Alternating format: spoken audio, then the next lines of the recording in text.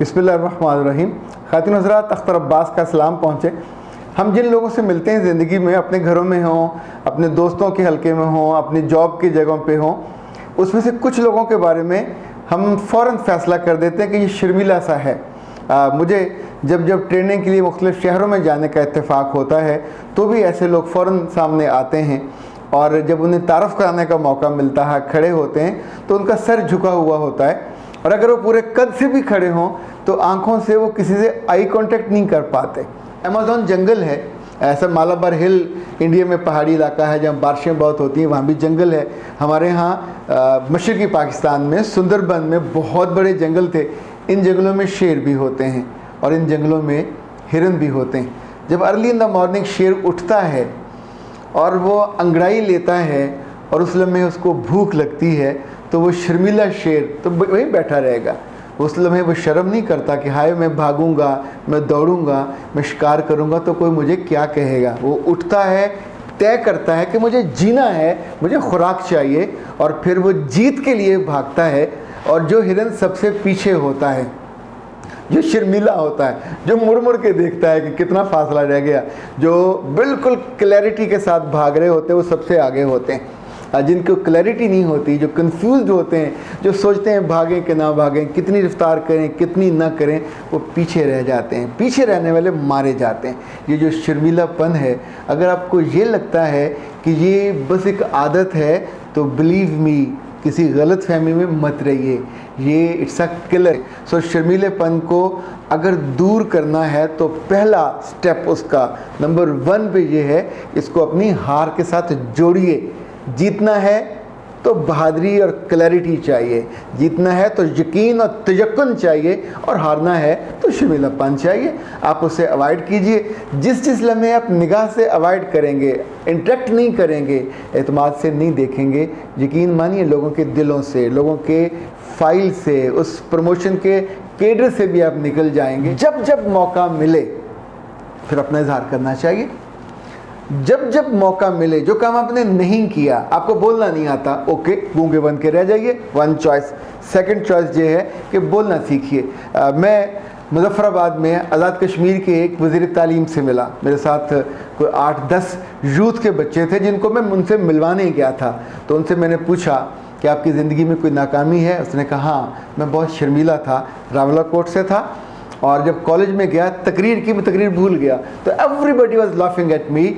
Hall पूरा मुझ पे हंस रहा था, और मैं जब नीचे उतरा तो मेरे जिस्म कांप रहा था और आंखों में आंसू थे। सो 2 ऑप्शन थे, मैं कांपता रहता, डर जाता, शर्म के मारे ज़मीन में गिर जाता, और सारी उम्र के लिए कामयाबी से दूर हो जाता। He refuse to go to his home. वो पहाड़ पे चला गया शहर से बाहर, और वहाँ जाके पहले रोया, फिर उसने स्पीच को 1 दफ़ा किया, 2 दफ़ा किया, बार बार किया। देन हफ्तों वो मुख्तलिफ़ मौज़ूआत को लेता, वहाँ बोलता, लिखता नहीं था, सोचता, बोलता, अंग्रेज़ी में, उर्दू में, कश्मीरी में। फिर एक ऐसा वक्त आया कि वो लड़का कमरुज़्ज़मा बना, वो वहाँ का MLA बना, और उसके तकरीरों की वजह से वो जब चाहता था रावलाकोट को बंद कर देता। तो मेरे प्यारो, आज ही बाथरूम में मत जाइए, जो अपना बेडरूम है उसके शीशे को देखिए, ज़रा गौर से देखिए रब ने किस चीज़ की कमी रखी है। आंखें आपकी दोनों बराबर हैं, ऊपर नीचे नहीं हैं। जैसे लोगों की वैसे आपकी हैं, होंठ आपके, दांत आपके, चेहरा आपका, बाल आपके, सब कुछ पूरे के पूरे हैं। मुझे याद है एक दफ़ा एक हमारा कुलीग होता तो उसके सर पे बाल कम थे, तो हमारा एक खुसूसी फंक्शन था, तो मैंने उससे कहा कि सुबह बराए करम अपना सर ढाँप के आइएगा। मुराद ये था कि वो विग पहनते तो विग पूरी पहन के आइएगा। अच्छा, वो ही वॉज़ वेरी शाय। उसे लगता था कि मेरी विग के बारे में सब लोग जानते हैं। अरे बाबा, जानते हैं तो मत लो, अगर डर लगता है तो फिर लेते क्यों हो, उसको उतार दो। जब आपने खुद पहनी है, पैसा खर्च किया है, तो be comfortable. No, it's part of your head, it's part of your personality. या उसके साथ जियो या उसके बिना जियो। उसके साथ भी नहीं जी सकते, उसके बिना भी नहीं जी सकते। महफिल में होते हो तो लोग, आप अंदर से डरे हुए रहते हो, हाय वो भी जानता होगा, कहीं जान ना ले। बाबा, जो अपने विग ली हुई है उसके बालों का रंग गहरा ब्लैक होता है, जो नीचे असली वाले हैं वो थोड़े ग्रे होते हैं, पहचाने जाते हैं। या तो अच्छी लगा लें, वो जो बाल ग्रो करने वाले लगा लीजिए तो आपके इस मसले से निकल जाएंगे। पर जो है उसके साथ जीना सीखिए और उस कमज़ोरी को दूर कीजिए। फेस योरसेल्फ, अपनी आँखों को देखिए, अपनी आंखों में मैं डूबने को नहीं कह रहा, पता चला कि अपनी मोहब्बत में मुब्तला होके और अपनी आंखों के शहर में चले जाएं कि बाबा क्या अल्लाह ने मुझे आंखें दी हैं। भाईजान आंखें अच्छी होती तो आप फिर यूँ शर्मीले ना होते। सो अपनी आंखों को देखिए, उन्हें ये पैगाम दीजिए कि मुझे बोलती आंखें चाहिए। ये पीटीवी में एक प्रोग्राम आता था बोलते हाथ, तो वो दोनों मियाँ बीवी हाथों की इशारों से पूरा खबरनामा सुनाया करते थे। अगर कभी आपने किसी होटल में गूंगे, पूरी कम्युनिटी है जो बैठे बात कर रहे हो, उन्हें दुनिया जहाँ से बेखबर होते हैं, आपस में ये इतनी बातें कर रहे होते हैं, इतनी बातें कर रहे होते हैं कि आपको लगता है कि यार ये अजीब लोग हैं, शर्माते भी नहीं हैं, झिझकते भी नहीं हैं, गूंगे होने के बावजूद आज से को आया गया वो आपस में पूरी कहानियाँ सुना रहे होते हैं।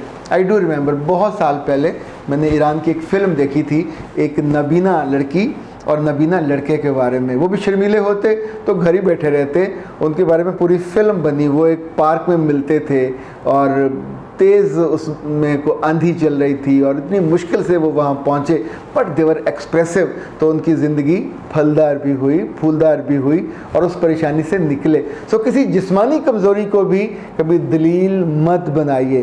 जिस्मानी कमज़ोरी को दलील होती तो दुनिया में जितने मज़दूर लोग हैं, जितने कमज़ोर लोग हैं, ये कभी भी वोकल ना होते, ये कभी भी अच्छे लिखारी ना होते, कभी क्रिएटिव ना होते, कभी ये वो जो तख्लीक़कार है वो भी ना होते। सो कोई ना कोई कमज़ोरी इंसान में होती है। समटाइम मैंने ऐसे लोग भी देखे हैं कि जिनकी दोनों आँखों में कन्वर्जेंस होती है, कन्वर्जेंस इनसफिशिएंसी, दोनों प्रॉपर वो नहीं कर रही होती। अगर वो चाहें तो डर के घर बैठ जाएं, पर मैंने ऐसे लोगों को गाते भी देखा, गुनगुनाते भी देखा, परफॉर्म करते भी देखा, बड़े बड़े अफसर बनते भी देखा। लोग मजाक भी करते हैं कि एक वक्त में दो दो लोगों से बात करते हैं, तो क्या वो घर बैठ जाएं?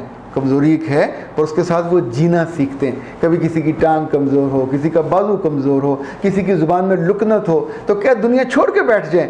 ये शर्मीला होने के लिए दलील काफ़ी नहीं है। आपने कभी तकरीर नहीं की, कभी बात नहीं की, कभी डांट आपको पड़ती रही है, आपको स्नब करके रखा गया, बड़े भाइयों ने आपको वो लाइक जो वो कहते हैं फ़ारसी में कि बड़ा भाई के साथ छोटे भाई जो हैं इट्स लाइक अ डॉग, वो रहें तो भी दबे रहे। बाबा जब जब मौका मिले तो बड़े बनिए, वो खौफ को उतार फेंकिए। जैसे पुराना चोला बंदा उतार के फेंकता है, जैसी पुरानी सॉक्स उतार के फेंकते हैं, जैसी फटी सॉक्स उतार के फेंकते हैं, जैसे जो कपड़े फट जाएं तो उनको भी फेंक देते हैं, तो पुरानी यादों को भी फेंक देना चाहिए।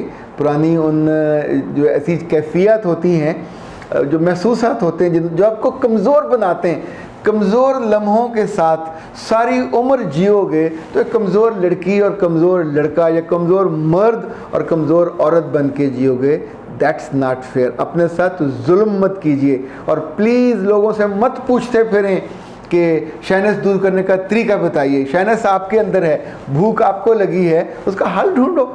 जब हल ढूंढने निकलते हैं तो आपके आसपास ही 10 हल मिल जाते हैं। कोई ना कोई पहाड़ रावलाकोट का मिल जाएगा, वहाँ खड़े होकर अपनी शाइनेस दूर कीजिए। कोई आईना मिल जाएगा, कोई दोस्त मिल जाएगा, कोई अजीज़ मिल जाएगा, कोई महबूब मिल जाएगा, वरना अकेले ज़िंदगी में रह जाएंगे।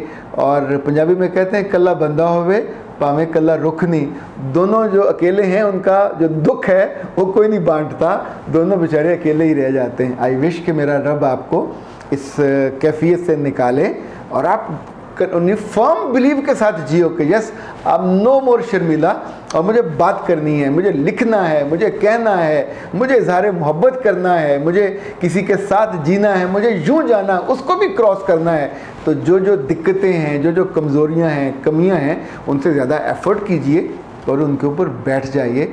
बिलीव मी आप बहुत आगे निकल जाओगे। वरना इमाम शाफी का वो कॉल याद रखिएगा, वो कहते थे कि जब इंसानों पे तनकीद होती है और तनकीद के पत्थर बरसते हैं, तो या तो उन तनकीद पत्थरों को आप जमा करते जाते हो, अपनी कमर पे लाते जाते हो, और एक वक्त आता है कि कमर उनके बोझ से टूट जाती है। जब उनको जमा करते हो, नीचे रखते हो, पाइल अप करते हो, ढेर लगता है, उसके ऊपर खड़े होते हो और फिर बाकी से ऊपर निकल जाते हो। सलामत रहिए। अस्सलाम वालेकुम। खुदा हाफ़िज़।